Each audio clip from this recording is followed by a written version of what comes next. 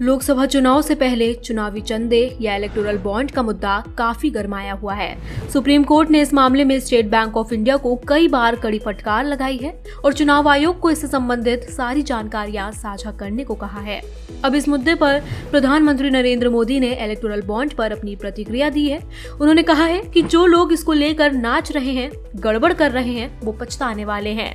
उन्होंने कहा कि 2014 से पहले भी चुनाव में पैसे खर्च होते थे। कोई एजेंसी बता सकती है क्या कि ये पैसा कहां से आता था और कहां खर्च होता था?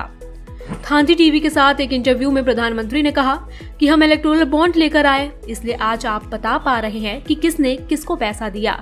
ये भी जानकारी मिल पा रही है कि कितना पैसा किस तरह से दिया गया। अगर ऐसा नहीं होता तो आपको इस बारे में पता ही नहीं चलता।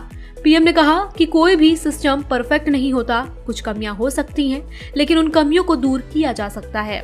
सुप्रीम कोर्ट ने 15 फरवरी को अपने फैसले में चुनावी बॉन्ड योजना को असंवैधानिक बताते हुए रद्द कर दिया था। बता दें, ईडी के संबंध में पीएम से जब प्रश्न पूछा गया तो जवाब में उन्होंने कहा कि जो आप कह रहे हैं, क्या ईडी हमारी सरकार आने के बाद बना है? पीएमएलए का कानून हमने बनाया है। ईडी स्वतंत्र है, ना उसे हम रोकते हैं और ना उसे हम भेजते हैं। ईडी एक स्वतंत्र एजेंसी है और स्वतंत्र काम कर रही है। हम उनके काम में दखल नहीं देते। हमारा इस सब मामले से कोई संबंध नहीं है।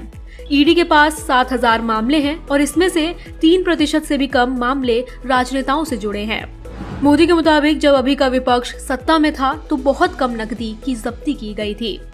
हमारी सरकार में 2200 करोड़ रुपए जब्त किए हैं। इसका मतलब है कि एजेंसियों का ऑपरेशन लीक नहीं हो रहा है, इसीलिए ये सब पकड़ में आ रहा है। उन्होंने आगे कहा कि नकदी के बंडल जब्त किए जा रहे हैं, वॉशिंग मशीन के अंदर भी रखा कैश बरामद किया जा रहा है, पानी के पाइप, बिस्तर आदि में बंडल रखे जाते हैं।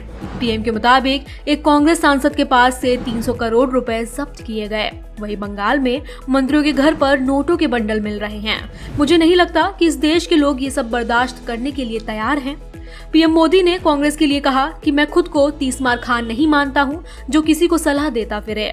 कांग्रेस के अंदर भी सीनियर लोग हैं और कांग्रेस उन वरिष्ठ लोगों की सुनना शुरू कर दे तो शायद उनका भला हो जाएगा और कांग्रेस का भी भला हो जाएगा।